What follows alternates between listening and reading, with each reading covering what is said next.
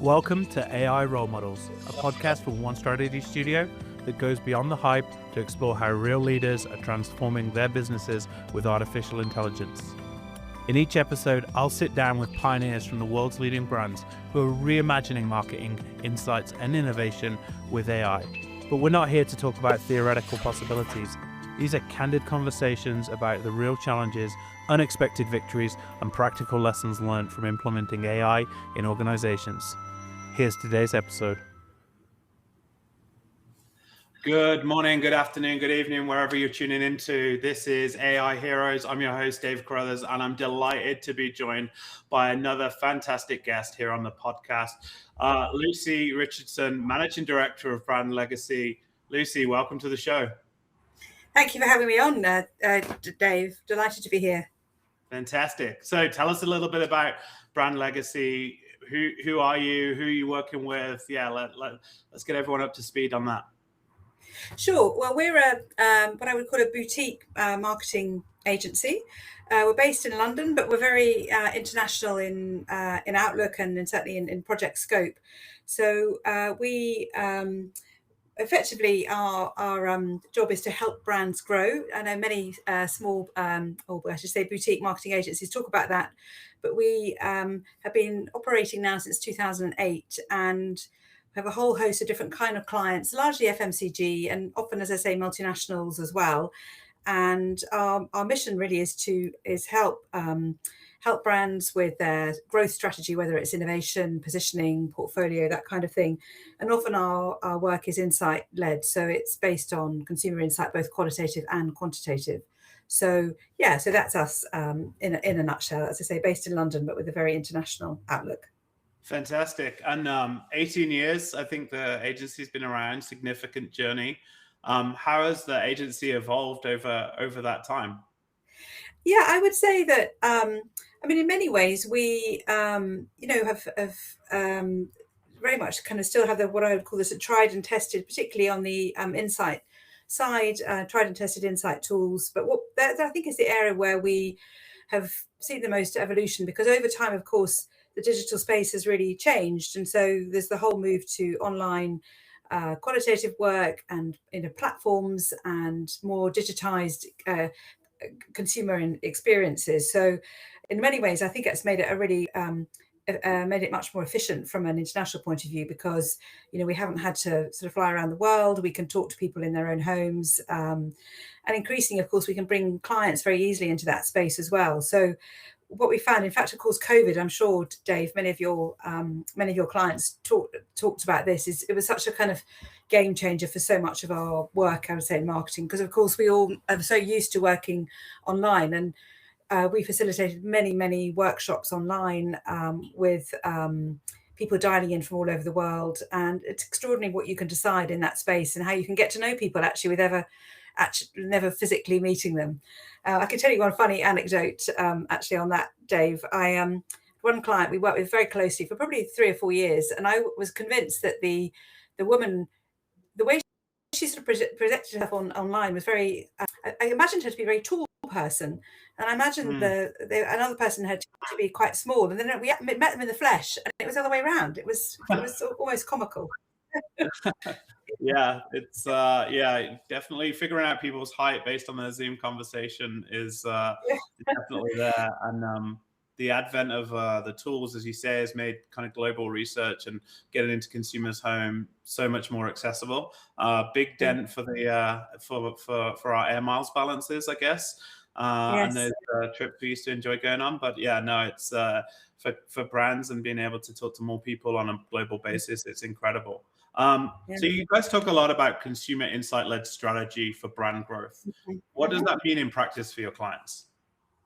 Well, we would often, it's not always, but we've certainly, I guess we come with solutions. So we're not just a sort of pure sort of insight factory in any way, but we deliver bespoke insight when it leads to very clear and concrete solutions. So our job is, in a way, to be the sort of translator of what might be said or thought or felt, and then what does that really mean for brands? So we come up with ideas of where you could take brands in the future, what you could do differently, what you could say differently, how you could present yourself differently. So often we might work with design agencies as well. And our role, if you like, is the kind of, it's almost like we're helping clients decide what to do, the so what really of insight. And I think that's really where the human nature of our work really comes in as well, because a lot of that is based on not just intuition but also experience. So yeah, that makes a ton of sense. Thinking about, I guess, the model of the agency, you've kept it more as a boutique agency, kind of that classic agency model. What do you think are the kind of key strengths and limitations of that traditional approach? Yeah, I mean, for sure, we I mean, you only have to open a sort of a post on LinkedIn or read something in the paper to think, well, now, with the advent of AI, a lot of our traditional time-based consultancy models are quite under threat, because what we might have taken I don't know, half a day to do, or perhaps someone in our team to do, the AI can do for us. So there has been a lot of discussion, hasn't there, Dave, on how do agencies move away from that time-based model? And then in the past, something like a quant agency would have looked at things like panels and sort of synchronized data to do that. But I think what's really interesting in talking to Jonathan, your founder, as well, is the AI actually is quite an opening for us to all do things quite differently again. So think about, how do we, as consultancies, as agencies, how do we make money? How do we sell our services to clients in a way that adds value to them, but also is profitable for us? So AI is quite a challenge, but also I think a real opportunity for us. Yeah, I think we're seeing that a lot. This transition of that agency model, which has always historically been based on this time and materials type basis. Yeah. And I know Jonathan's very passionate about that value added thing. It sounds like you are as well.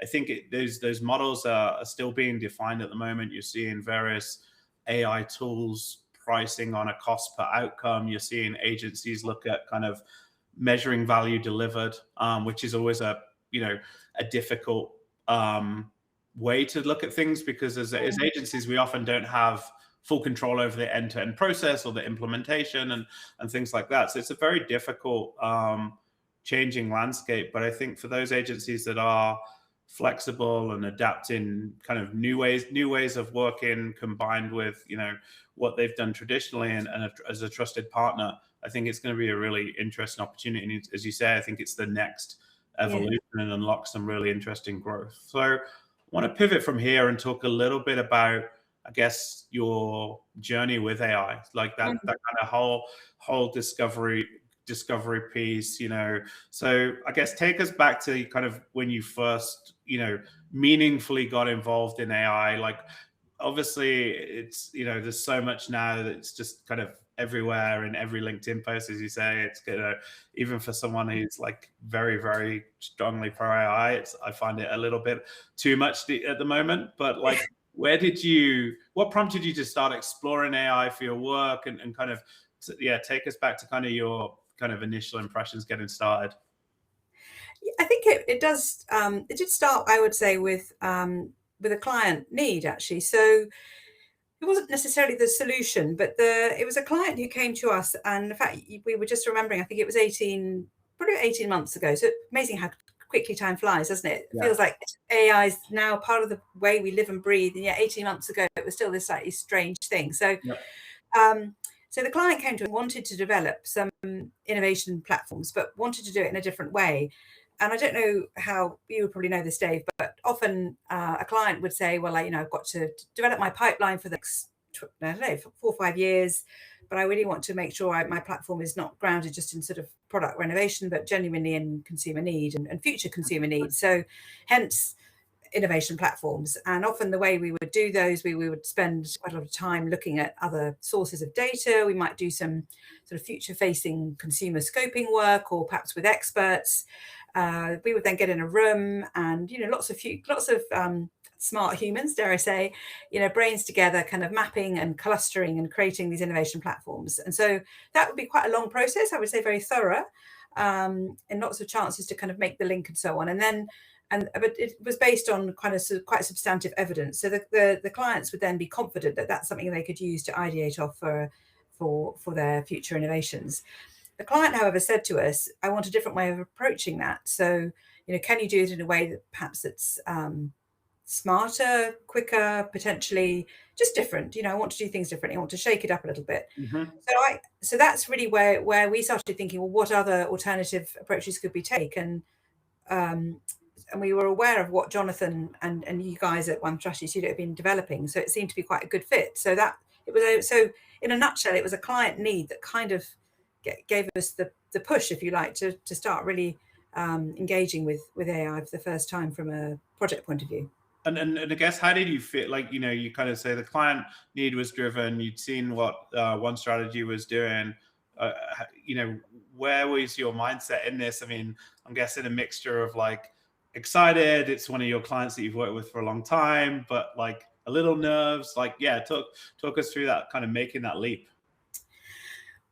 Well, we always have a very collaborative approach, and we have a lot of partners around the world who we might need to trust. Say we're working on a project in Japan, we have to trust our Japanese partner to know what they're doing on the ground. And I felt in a similar way with One Strategy Studio that I actually wasn't nervous at all, because I trusted Jonathan. I've worked with him for many years. Mm-hmm. I know that he develops very high quality outputs, and it's because we have that very good relationship and trust. I felt actually quite excited, and I wasn't particularly worried about, I don't know, letting the client down or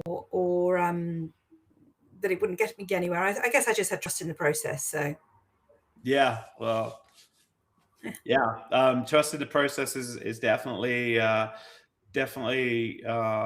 of an important part of this. And I think the more that people have been on this journey, as you say, I think one of the interesting things about the genesis of One Strategy has been Jonathan's kind of prior 20 years of doing this the more traditional way. And so, I think we see a lot of companies in the space that are new entrants that maybe haven't got that foundational rigor and experience of insights and innovation and developing pipeline and new platforms, and are essentially applying a tech layer over it. And I think I think that's definitely been a key part of the journey we've been on so far is taking and kind of bottling Jonathan and the rest of the team's deep experience and kind of combining that with AI. Because, I think it's all about this combination between that human expertise from agencies like Brand Legacy, our strategists, and as well as the AI. It's not about just, let's let AI solve all these problems. I guess what was encouraging as well was that I felt that Jonathan and your team were very keen to be on the journey as well. So actually, I think Jonathan's philosophy himself has evolved over the last 18 months from a point when he was saying, well, we can do away with humans altogether, to saying, well, no, actually, you do need that guiding hand. And I think, well, at least I hope that what he saw we were doing with our clients, where our clients trusted us to kind of get them to the right output. So I think, it got us to a really good place, but it was definitely, as you say, that combination of AI and human. I think the idea that you can delegate it all together to the AI is a fallacy, really. It's not, it doesn't get you to a satisfactory outcome. Yeah, I'd agree 100% with that. And I think when, Jonathan first started this mission, was probably, maybe it was a 5%, 95% split with 95% AI. And I think kind of we've maybe not got close to that, but we've got maybe a lot further than a lot closer than we thought was previously possible, but maybe not to that kind of complete end. And I think you only get to that outcome by learning and going through that process and figuring out where is AI exceptional at, where this iteration piece, this ability to kind of source multiple things, this ability to kind of remove the kind of limitations of human connections and things like that, and supercharge, but it still needs that nuance. I think it's just one other thing I would say is it's very seductive, AI. When you, is it whether you're using your very effective models at One Strategy Studio, or as you know, when you're using, I don't know, Gemini or ChatGPT or whatever, it comes up with very clever wordsmithing and ideas, and it all seems very slick and polished. and it's very seductive. And I think it's only when you look a little bit deeper into, you think, what does that really mean? Or meaning is quite slippery, I think. And I think that what I would say is that when you and that's, I think, where we really have for our clients, actually, is because clients don't have the time necessarily to really look at something in deeply and think, is that really good? Not because they can't, it's just a time question. So I think it's sort of our role as a sort of interlocutor, like between the AI and the client, is to kind of really interrogate and say, that's really good, I really like that, but that's not so good. And I want you to dig deeper there, and I want you to forget that part. So what I really would like also about Jonathan's approach from the start, your One Strategy Studio, was the iteration. And obviously you iterate, and that's the kind of point, but you have to educate both ourselves and the client to understand that is kind of part of the process, that you get your set of, whether it's innovation platforms or ideas, and you go, it's not quite right, we'll do it again. So the sense of iteration is also something which we have to learn, because it's a different way of doing things, I would say, to how we've worked in the past. So yeah, we've seen that a lot. I was talking on stage at Quirks with Haley on, and Mark there talked about, it was not only did it was a new way of doing things, they had to kind of relearn a process, because again, they're used to an agency coming in, taking a brief, going away, working for 8-10 weeks, and what gets presented is always the finished, polished version. And obviously, as you say, it's a lot more about iteration, and that role of the humans in this is to kind of be that translator between the business needs, what the AI model's there, where do we want to dig deeper and probe. So yeah, really, I think it's a great way of working, but it definitely takes a bit of a mindset shift as to that more iterative process. Lucy, I know when setting up Brand Legacy, like sustaiability was something that you were super passionate about from the business. Maybe talk a little bit more about how that has kind of impacted what you do at Brand Legacy, and then also how do you think about sustainability as it kind of pertains to kind of AI, because there's obviously a lot of different perspectives on that, and would love to hear yours. Yeah, so when we set off with Brand Legacy back in 2008, so that's obviously a while ago now, we deliberately chose the name Brand Legacy because we were keen on trying to make the link between marketing and I guess the health of the planet, if you like, and the health of society. So, how can marketing be a force for good? And, what does branding for good really mean?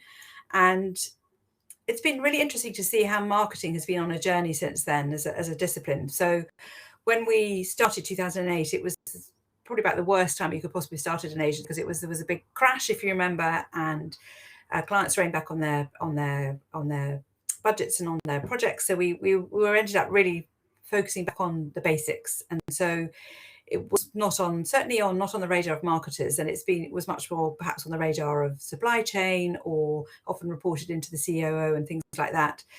But it's sort of come on quite a journey since then, and it's been good to be part of that sustainability has now become, I would say, much more integrated into the marketing strategy, and that's been driven in some instances by R&D. So if you're in a food company, making sure that you have a reliability of supply in a particular ingredient, or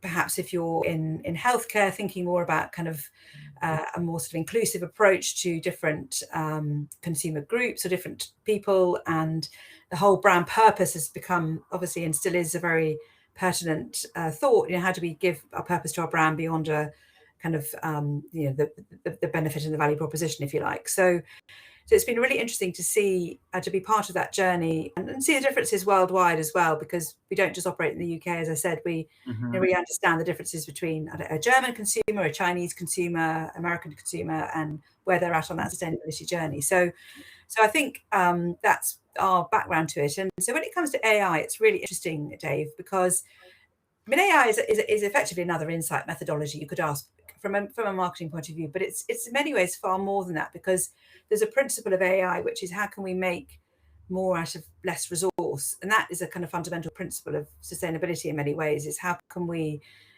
do more with less. And I was thinking about this for this conversation, that actually, in a way, what you're doing with your AI tools is helping marketers really make the most of the the data and the knowledge that they already have. So rather than endlessly reinventing the wheel with new studies and finding that they're not really answering things very clearly, they can really make sure they use AI to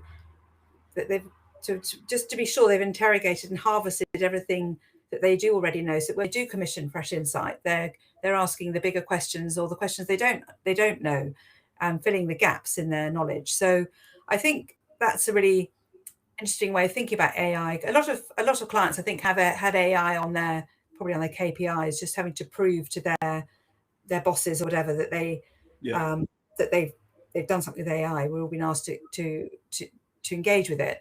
But I think from a sustainability point of view, it can be a very powerful resource as well. The last thing I would say on it is that, of course, the biggest win of all is that if AI can help marketers develop more sustainable solutions, and sustainability obviously means, it has both an environmental and a social side to it. So how can it really bake in those solutions to marketing problems? And that you mentioned a while ago about how AI was very efficient at making connections and grouping, and I think, again, it can probably help marketers make some leaps between what might seem an unsustainable solution and a sustainable one. Whether it's a new type of packaging, or different way of consuming, or a different kind of service you can offer to help people, I don't know, manage their health more proactively, or whatever it is. These things all do lead to a more sustainable future. Anyway, so sorry, that's a lot of me talking and not much of you. No, fascinating stuff. I think I saw a really interesting study recently about I think in Finland, they've been building AI data centers underground and then using the off product of the heat generated by these data centers to essentially heat various parts of the city. So I think, there's definitely some concerns about the how resource intensive AI is, and how are we going to power this. I didn't even talk about the infrastructure of it, did I? There, I was thinking more about the application, and actually, you're quite right. We just sort of assume it's like air; it could have come nicely free down the pipes, but of course it doesn't at all. And there's very little awareness of that, I think. And funny enough, I did a course last year on sustainability, and I took as my case study the gaming industry. Okay. And of course, that's really interesting, because I don't know if you're a gamer, but obviously a lot of the games are increasingly hosted on the cloud, aren't they, rather than on your own home server, hard drive. And yes, that's great for you not having to have massive hard drives at home, but it's going to have to be stored somewhere, isn't it? It's got to be sitting somewhere. So it's the same conundrum that they have in that industry. So yeah, no, it's a fascinating point, and I think we're definitely in the early innings of that. But I think as well, as you say, there's so much great and good that can come from this, and there's connections that are going to be made. And sustainability is such a broad topic, and it's not just about environmental sustainability, but also kind of the other side that you talked about. So kind of moving on to kind of thinking about kind of implementing AI, and kind of bringing kind of the team along, and bringing the client conversations. How did conversations go internally? Obviously you kind of talked about this internally, and where this could help. I mean, was there much resistance? I mean, you see it. I think there is fear in some instances in bigger companies around what can and can't be done by AI. What is AI going to replace? I'm just curious, what you saw as a smaller agency around that. I think clients in general, particularly, funny enough, in bigger companies, are quite cautious on the one level. So what I have noticed, to give you a concrete example, is two of our clients who we have effectively worked with your One Strategy Studio this year with your tools, have kind of doubled up. So they've generated the innovation platforms, and in an innovation platform, you'd have a pain point, sort of insight for the problem. And they almost, I don't think it's themselves, but perhaps with their senior management, they have to then go off and quantify these pain points to kind of almost prove they really exist, which is a doubling up, really, because kind of of course they exist because they came from data in the first place. So they're slightly distrusting, or at least their management are not confident enough that AI is kind of real. So I feel they're quite in the experimental phase. And the other thing I think I would say is that there are definite, I'm sure you've seen this in your with all your clients, there's sort of different typologies within clients. So you've got those who are perhaps a slightly bigger picture, who are more prepared to go with it, perhaps more conceptual in the way they think about things. So they don't necessarily interrogate every word, but they'll say, well, I get the gist of this. This is kind of where we need to go. This is enough to be, I know, a springboard for a new type of product or a new positioning, for example. There are others who might kind of almost get quite drawn into the detail and say, well, a consumer wouldn't really say that, or what's the real truth here? And so you end up slightly having to, we have spent a lot with those kind of clients. We spent quite a lot of word time, our human time, rewriting, reframing things in words that you might recognize as being more sort of true. So we have been, I would say, from our point of view, we have to be quite adaptable depending on the kind of client that we have, and it's just as people are different. That's also, as we know, you have to kind of tailor your approach to the kind of person you're dealing with. So I think has been quite interesting as a journey, and I guess maybe going forward, it's worth thinking about how you kind of cater for both of those. And sometimes the iteration only gets you so far, and in the end, you have to resort to writing it yourself. Yeah, for sure. I mean, I think that you're absolutely right. There is definitely some nuance to that. I think different stakeholders are at different stages of the journey, and maybe even stakeholders within one team, or you might have a really forward-thinking, progressive insights and innovation team, but they're who they're reporting that information to, or who they're presenting to and needing to get buy-in from, are going to have some difficult questions that they're gonna want to dig into. So yeah, I think kind of understanding that nuance and figuring out how to best position and collaborate kind of with the client to get to that right outcome is exactly how to think about it. And privacy is another huge issue, which I know you deal with. I mean, we spent a lot of time with both clients setting up very specific GDPR or data security kind of arrangements. We had to get procurement involved.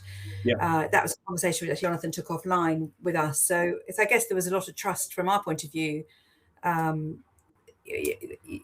we needed to make sure that was all very clear and transparent. So you talk a lot about how the agency, you're doing projects internationally, so you've had a kind of partnership first mindset almost from the get-go in terms of to allow you to expand and put trust in your partners. I guess how do you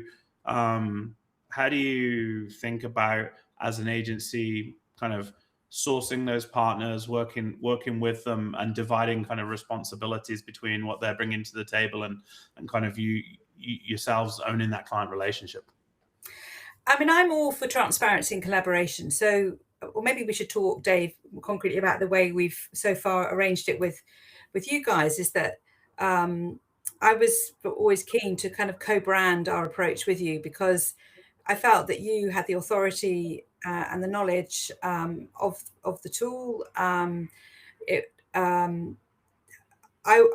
Myself and my business partner Abby, we don't position ourselves as AI experts. I don't believe that we are, but I think I would say now, I'm hoping we're becoming AI confidents. If we went from AI naives maybe a year ago, I don't think we were ever skeptics really, but we were always like, well, we don't really know, and prepared to give it a go. Now I would say, if I get a brief and they say, would you like some I might even always think automatically, how could AI play a role in this process? And then I would be always keen, if we're to use the One Strategy Studio tools, to co-brand that with yourselves, because I feel that gives it the authority that, brand legacy, we're not AI experts. Like everyone will be using AI, but it's not what we're about, I suppose. That makes a ton of sense.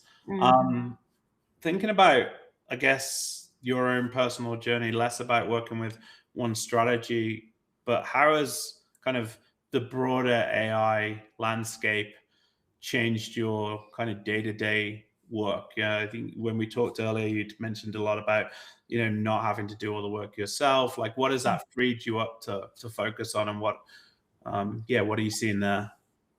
Well, there's no doubt that it helps you. People say, don't they? It kind of does the grunt work for you. So instead of spending hours trailing through lots of reports, you can ask AI to do the summary for you. Or if you have a lot of transcripts from consumer groups, you can ask AI to do a summary or pull out the salient points or actually find relevant consumer quotes. Mm-hmm. It's extraordinarily powerful.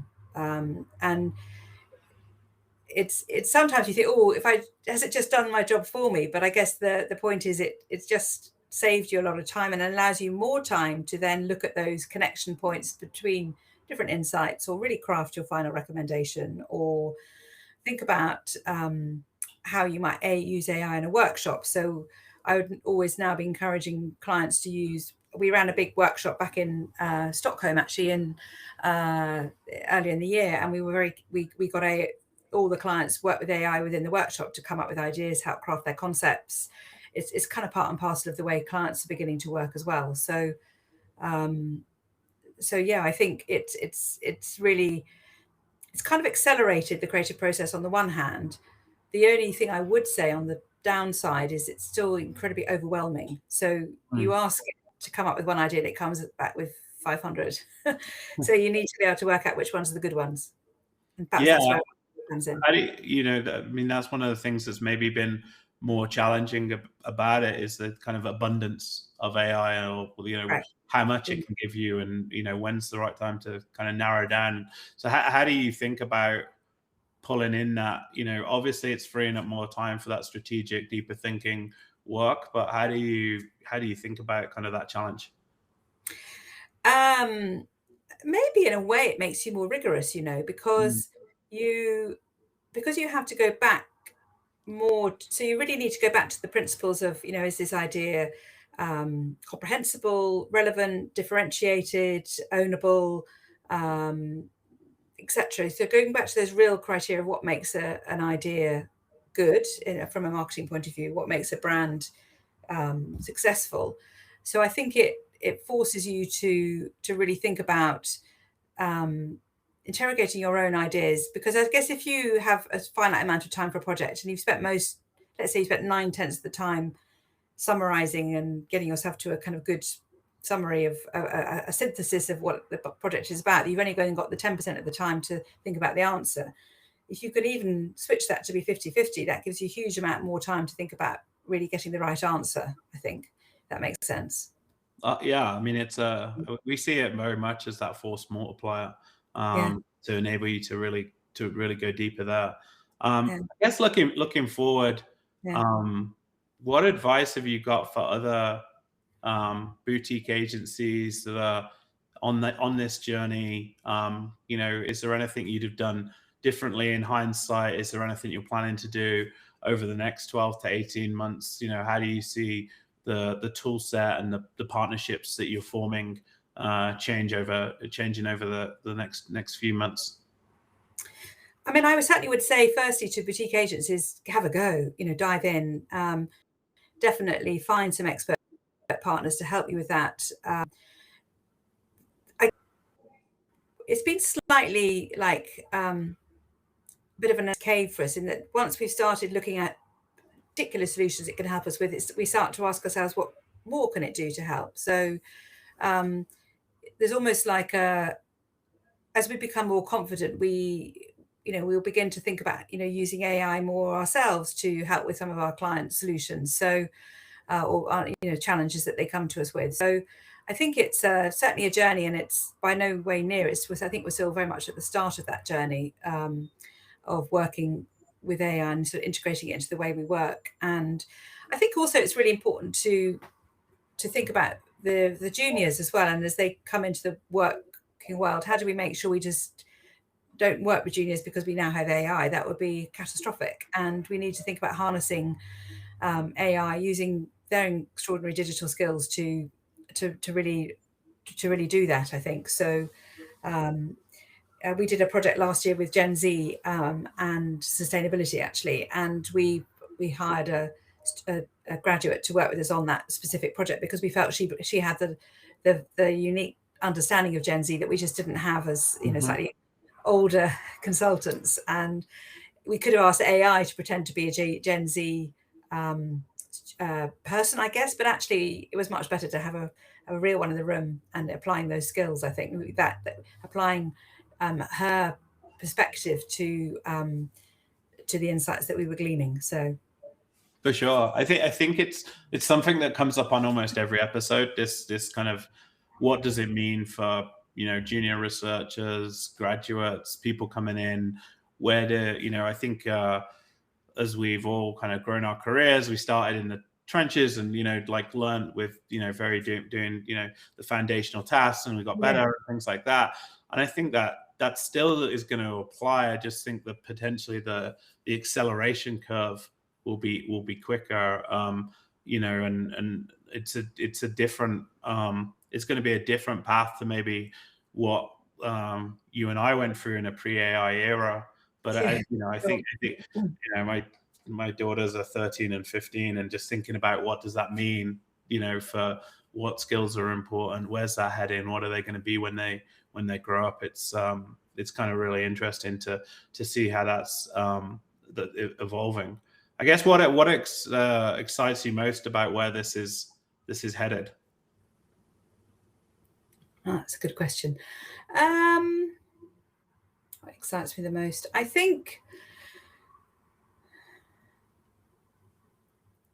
there's a concrete things. I think where I'd like it to go next, perhaps a slightly different way of answering your question, is I still believe from a consumer point of view, it's quite Anglo-centric, Anglo-American centric, probably. We know that the language models are largely coming out of the States.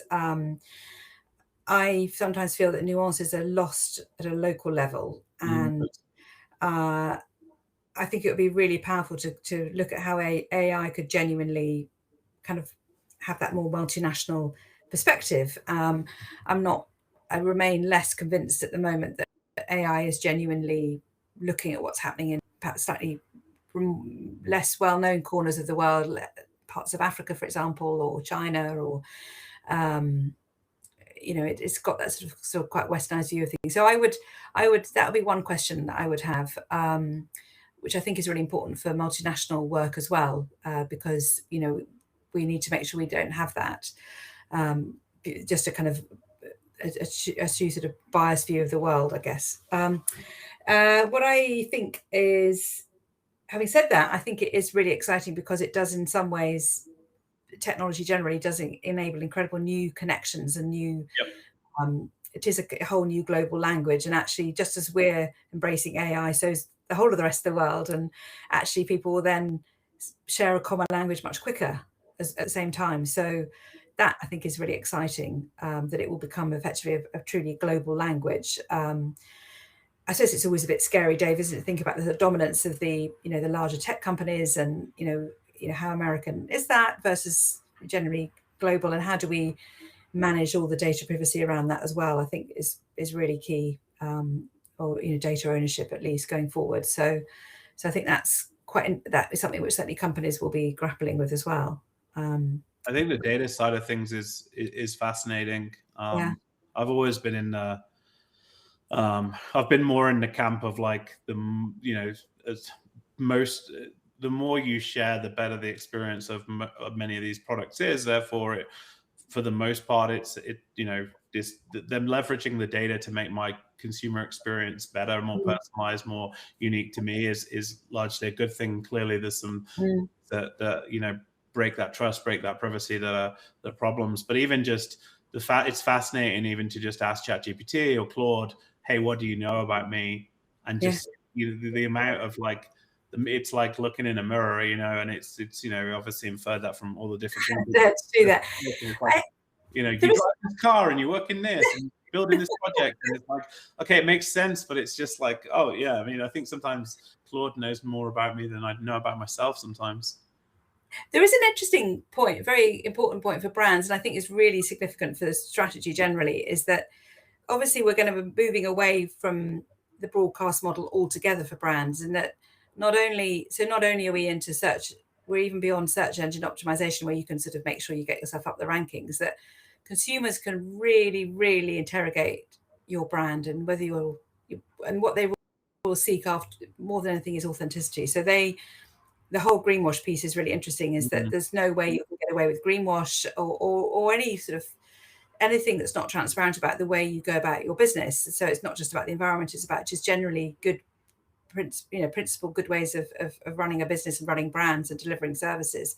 And I think because of that, I think the whole authenticity piece for brands is going to be really key, that you have to be very sure that what you're saying is true, that what you're saying could be substantiated, because AI will go off and tell your potential customer if you're fibbing or if you're exaggerating. And so the whole business of claims, for example, I'm just doing some work on claims at the minute. You can't claim things that won't be true, because consumers will just go and ask AI, or AI will tell them that that's not true. So and even the world of social media will be changing as well, and influencers again will have to be really I guess more sure that what they're saying is also verifiable as well. So yeah, I think the interesting kind of loop back on that is, as we see more and more AI generated content, which is largely come from the human generated content, and let's say we're now in a 90-10 world where 90% is human generated, 10% is AI generated. As that starts to erode, we get further and further away from like what the humans were, which I think why you're seeing a big resurgence in qual right now is like there's still a huge value on like talking to real people, ensuring we understand real people. So I think that's creating this renaissance for qualitative that I think isn't going anywhere. But as the models are getting better based on what they're consuming, and then more and more of the consumption is being done, the content they're consuming is AI content, you're going to kind of start to see this, like, is it a photocopy of a photocopy of a photocopy, and how does that go? So it's going to be really interesting to see how these models evolve, and how kind of AI models improve, and kind of are able to filter out the noise that essentially they've created. So what's your, can I ask you a question back? One Strategy Studio. Everyone gets one question, so yeah, make it a good one. What do you see then as your kind of next move at One Strategy Studio? How do you start to kind of fight some of that? How do you make sure that when you create genuine, you're not making more noise, I suppose, that creating sort of genuine new, fresh spaces for brands to innovate in, for example, or concepts that genuinely are innovative, or that kind of thing? What's your approach? Yeah, I think there's a couple of ways we're thinking about that and approaching that. And I think what we've seen more of is, obviously the way the AI team goes and sources information, it's sourcing from what the LLMs know, what other kind of trusted sources are out there, research, publicly available information. But more and more, I think we're seeing clients combine some of their existing primary research, trends reports, whatever it might be, with what we've got. So it's, again, looking at kind of bringing some of their institutional knowledge and context and awareness that's proprietary to them into the project. Obviously, that is only leveraged within their project, within their organization. So I do think it is becoming more, we're seeing more and more clients leverage both their own data and our models together, rather than just kind of what's in the models, which I think, again, kind of continues on this trend of like core primary research and talking to humans is, maybe we're changing the way we're doing it, but it's going to become more valuable, not less valuable, because I think you combine that with the models that are looking more broadly. That's where you can kind of get to these kind of fascinating key insights that are personalized to that brand, to that product, to that category, specific audience, whatever it might be. Otherwise, you're just going to get a lot of same, right? It's the same suggestions. The most powerful transformation insights are those which are based on the future, not the present, right? So somehow, if you're going to create a transformational idea for your brand, be it an innovation, a positioning idea, or a new direction, you need to be kind of solving something which is yet to be solved. for your customers or consumers. So, and I think that's where I think as humans, sometimes we're restrained by like current thinking. I know we've done quite a lot of like, a lot of the work you do is planning, it's 3 to 5 years out, but we were doing some work with a healthcare company that we presented on recently at a conference that's kind of publicly kind of out there was kind of like, around like the 20 to 25 year outlook around this, allergies and coughs and things like that, respiratory health basically. And kind of fascinating to look at kind of where things are heading. And I think what came out of that was probably, connections and things that maybe the human mind wouldn't have made yet. And I think that's why, AI as a thought partner can be powerful. And then, you've got to bring in the expertise on the human side, the domain expertise and the unique nuance that either people within the brand or their agencies, intimately know. So it's for us, it's all about the best of both worlds and leveraging these two things in harmony. Lucy, thank you so much for being a guest. It's been a delight to have you on the show. Happy holidays to everybody who's listening. This is our last episode of 2025.